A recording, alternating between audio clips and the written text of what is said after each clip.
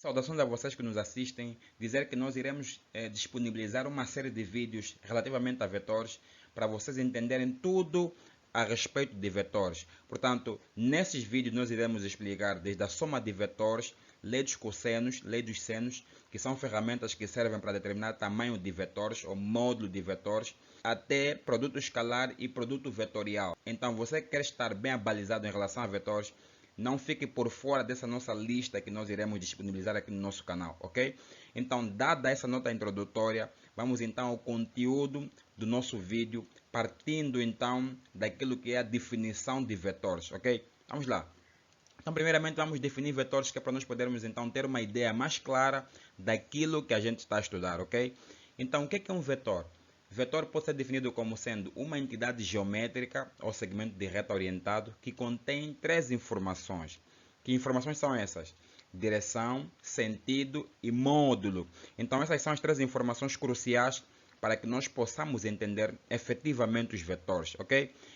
Então, vamos lá. Temos aqui, por exemplo, um vetor A. Esse vetor tem uma direção oblíqua, o sentido dele aponta para cima e ele tem um determinado tamanho. Tá? Por que ele tem um determinado tamanho? Porque esse vetor tem uma origem e tem uma extremidade. A origem é o ponto de partida e a extremidade é o ponto, digamos assim, de chegada, ok? Então, nesse caso, esse vetor tem um tamanho pelo fato dele ser limitado, tendo, portanto, uma origem e uma extremidade, ok? Aqui nós temos um vetor B, né, que tem uma direção horizontal e um sentido apontando para a direita. Esse vetor naturalmente também possui uma dimensão ou um módulo, ok? Então esses dois vetores aqui nós conseguimos ver claramente que eles estão dentro da definição de vetores que nós acabamos de dar aqui, ok? Aqui nós temos um vetor C, cuja direção é vertical e o sentido aponta para cima, ok? Então é um vetor que também tem um determinado tamanho e, portanto, também está dentro da definição de vetores. Agora aqui nós acabamos vendo um vetor D, que tem a mesma direção que o vetor A, tem o mesmo tamanho do vetor A, só que tem um sentido contrário ao vetor A, ok? Aqui o nosso vetor E tem as mesmas características que B, no entanto, tendo, portanto, sentido contrário, ok? Aqui nós temos um vetor F que também tem as mesmas características que o vetor C, mas tendo, portanto, um sentido apontando para baixo. Então aqui nós acabamos mostrando que nós podemos ter basicamente, né, três direções: direção oblíqua, direção vertical, direção horizontal. E essas três direções, elas possuem naturalmente dois possíveis sentidos, ok? Por exemplo, o vetor B e o vetor E têm a direção horizontal, no entanto, têm sentidos diferentes. Um aponta para a esquerda e outro aponta para a direita. Então, quando nós estamos a representar vetores, devemos conhecer exatamente isso, né? Que existem algumas direções e existem também sentidos, e que sentido e direção são coisas diferentes, ok? Então, essa é a nota introdutória para nós começarmos a compreender de que modo é que funcionam os vetores, ok? Então, veja lá.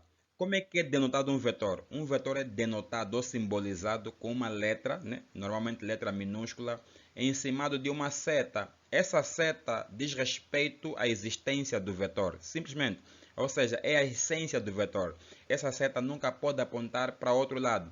Ela só pode apontar para a direita. Então, é como se o vetor tivesse nascido assim, ok? Então, agora, se eu quiser saber quais são as características desse vetor, como sentido e direção, é essa outra seta que diz respeito a isso, ok? Então aqui eu consigo perceber que esse vetor tem direção horizontal e aponta para a direita, ok?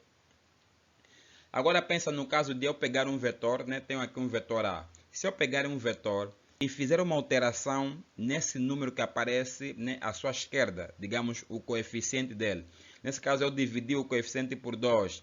Então, quando a gente faz isso, a gente diminui o tamanho do vetor, tá? Nesse caso aqui, a gente reduziu o tamanho do vetor duas vezes. Então, esse vetor fica mais curto. Então, se a gente faz uma alteração no coeficiente desse vetor, a gente mexe com o módulo desse vetor, ok? Agora, se eu tenho um vetor B e eu, em vez de reduzir, né, eu multiplico por 2 esse coeficiente, ou vetor B. Então, nesse caso aqui, nós teremos um vetor que vai ser, né, duplicado o seu tamanho. Então, o vetor 2B passa a ser, digamos, né, duas vezes maior do que o vetor B, ok? Agora, se em vez de eu multiplicar por um número, né, digamos positivo, ou dividir por um número positivo, eu multiplique esse vetor por um número negativo, nesse caso aqui, então, o que acontece quando a gente faz isso? Quando a gente faz isso, a gente vai ter um vetor que vai ter a mesma direção que o primeiro, vai ter o mesmo tamanho que o primeiro, só que vai ter um sentido contrário ao primeiro, ok? Então, quando a gente multiplica por um valor negativo num vetor, a gente muda o sentido desse vetor. Claro, se a gente multiplicar por menos 2, vamos mexer no tamanho do vetor e ao mesmo tempo no sentido desse vetor, ok? Agora, se a gente multiplica simplesmente por menos 1, então só vamos mexer no sentido desse vetor. O tamanho continua intacto, ok? Então, é assim que a gente trata, né, vetores multiplicados por escalares, tá? Então, aqui a gente conseguiu ver como é que a gente...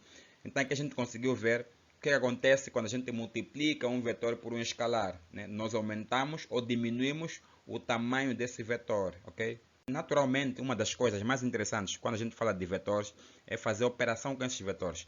Nós, quando fazemos operação com os números, né, ou seja, a gente já sabe que pode fazer operação com os números, né, somar, subtrair, multiplicar ou até mesmo dividir. Também podemos fazer alguma dessas operações com os vetores. Então, vamos começar com a operação de soma de vetores. Tá? Como é que a gente realiza uma soma de vetores? É isso que vamos ver aqui já agora, ok? Então, suponhamos que nós tenhamos dois vetores, né? O vetor A, nesse caso aqui, e temos aqui o vetor B. Então, como é que se realiza a soma desses dois vetores? Simples.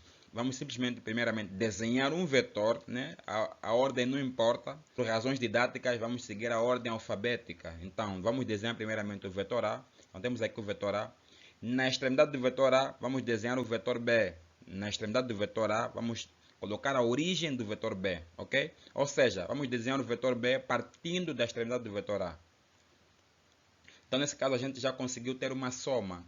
Essa figura que nós acabamos vendo aqui transmite a ideia de uma soma. Então, esses vetores, quando aparecem assim em séries, né, eles transmitem a ideia, portanto, de uma soma, ok? Então, já está feito. Agora, naturalmente, quando a gente soma dois números, a gente obtém um número resultante, né? Se fizermos, por exemplo, 2 mais 3 dá 5, então 5 é o resultado. Quando nós somamos vetores, também temos um resultado. O resultado, naturalmente, vai ser um vetor resultante, né? Então, como é que nós desenhamos um vetor resultante da soma de dois vetores? Tem uma regra. A regra é a seguinte. O vetor resultante, ele parte da origem do primeiro vetor até a extremidade do último, tá? Nesse caso, como são apenas dois, então a extremidade do segundo vetor. Então vai ficar assim. Esse é o nosso vetor resultante. Esse R que aparece aí é o vetor resultante, tá? A letra que você vai usar para denotar o vetor resultante, ela não é significante, ela é insignificante. Você pode usar qualquer letra que você quiser para denotar o vetor resultante. Porque o mais importante aqui é que a gente desenhe o vetor resultante corretamente, ok? E se quisermos matematizar isso, vai ficar assim. Vai ficar R, né, vetorialmente, vai ser igual a A mais B. Então aqui nós temos o vetor resultante da soma entre A e B. Agora pensemos num caso em que nós tenhamos três vetores. Como é que a gente procederia caso tivéssemos três vetores? Bom, temos aqui vetor A, vetor B e vetor C. O procedimento é o mesmo para nós realizarmos uma soma de vetores, ok? Primeiramente, seguindo aqui a ordem alfabética, vamos desenhar o vetor A. Temos aí o vetor A. Depois vamos desenhar o vetor B partindo da extremidade do vetor A. Então temos aqui o nosso vetor B. Depois o vetor C partindo da extremidade do vetor B. Tá aí. Então aqui nós já realizamos uma soma de vetores. Como é que fica o vetor resultante? Parte da origem do primeiro até a extremidade do último vetor. Nesse caso, o terceiro vetor. Então o nosso vetor resultante fica dessa maneira, ok? Agora, se eu quiser matematizar, vai ser idêntico ao que nós já escrevemos anteriormente. Então vamos ter aqui assim, o vetor R vai ser igual ao vetor A, mais o vetor B, mais o vetor C. Tá? Então essa é a nossa resultante da soma entre esses três vetores. Podíamos ter infinitos vetores. O procedimento seria o mesmo, era só realizar uma série, né, dos vetores. E depois o vetor resultante seria da origem do primeiro até a extremidade do último. Tá? É assim que a gente faz soma de vetores. Nesse caso, estamos apenas a fazer soma do ponto de vista de desenhos. Tá? Depois nós vamos ter que separar isso, vamos ter que ter uma categoria em que vamos fazer a soma, digamos assim, ou achar o tamanho do vetor soma, ou do vetor resultante. É outra categoria.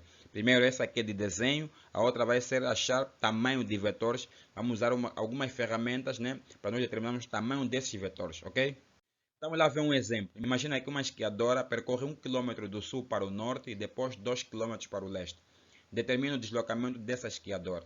O que a gente vai fazer? A gente vai aqui usar vetores, né, para nos dar orientações, tá? E vetores pode querer dizer percorrer alguma linha. Quando eu percorro alguma linha, eu saio de uma posição inicial até uma posição final. Então isso pode se converter em um vetor. É exatamente isso que nós vamos fazer. Como ele está a dizer que sai do sul para o norte, então vamos desenhar um vetor que aponta para o norte. E esse vetor tem quantos quilômetros? Né? Apenas 1 quilômetro, né? Esse é o tamanho do vetor, apenas 1 quilômetro, tá? Depois diz que a esquiadora vai para o leste, né? Então leste é para a direita. Então vou desenhar outro vetor que vai para o leste. Esse vetor tem um tamanho de 2 quilômetros. Então desenhe 2 quilômetros. Como é que fica o vetor de deslocamento? O vetor de deslocamento é idêntico ao vetor resultante. É um vetor que sai da origem do primeiro até a extremidade do último. Exatamente assim que a gente desenha o vetor de deslocamento lá na física, propriamente em cinemática, ok? O vetor de deslocamento sai sempre da origem, né, onde começa o movimento, até onde termina o movimento, tá? Então esse é o vetor de deslocamento. Aqui é igual ao vetor soma.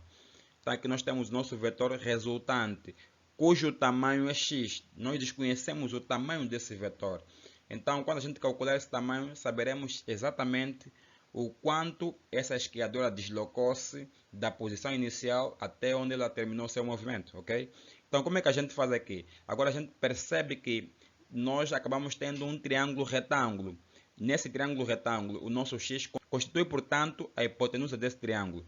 Então, fica muito fácil calcular esse x. Basta usar o teorema de Pitágoras que a gente calcula esse x com extrema facilidade, ok? Então x fica igual a raiz quadrada de 1 km ao quadrado mais 2 km ao quadrado. Isso resulta aproximadamente em 2,24 km. Então aqui já temos o tamanho do vetor de deslocamento, ou seja, o modo de deslocamento nós já temos, tá?